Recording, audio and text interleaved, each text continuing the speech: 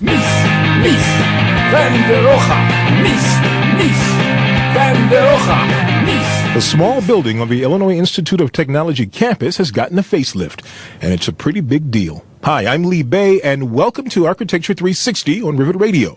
The small building is the Robert F. Carr Memorial Chapel of St. Savior at 65 East 32nd Street. It was designed by Mies van der Rohe and completed in 1952, and it has just been restored. The single-story blonde brick chapel now looks as good as it did when it opened 64 years ago, back when detractors and admirers alike called it the God Box. Carr Chapel gets resurrected on Architecture 360.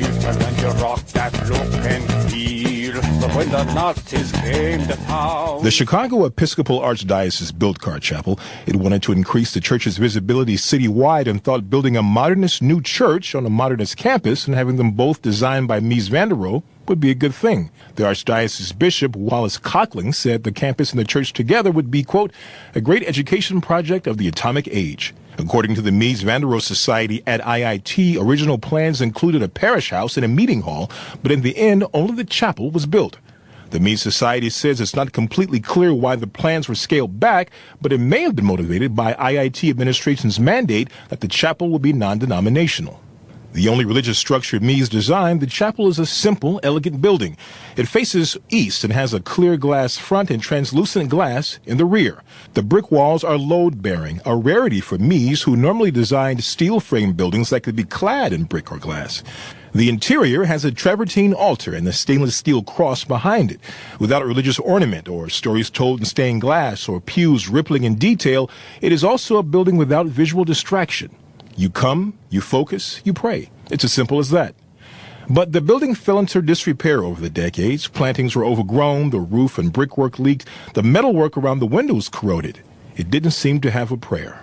Then the university, the Mies van der Rohe Society, and deep-pocketed givers began embracing the structure. With top-notch Chicago restoration architect T. Gunny Harbaugh leading the project, the failing bricks were replaced, a new roof was installed, and new exterior glass and steel were put in. And there's more. Lights were replaced. Air conditioning was installed for the first time.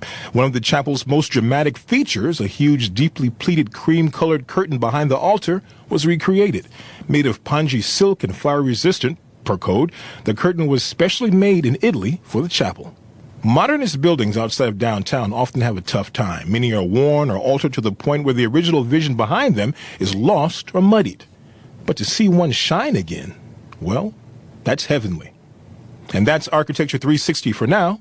I'm Lee Bay. Mies van der Rocha, Mies van der Rocha, Mies van der Rocha, Mies van der Rocha.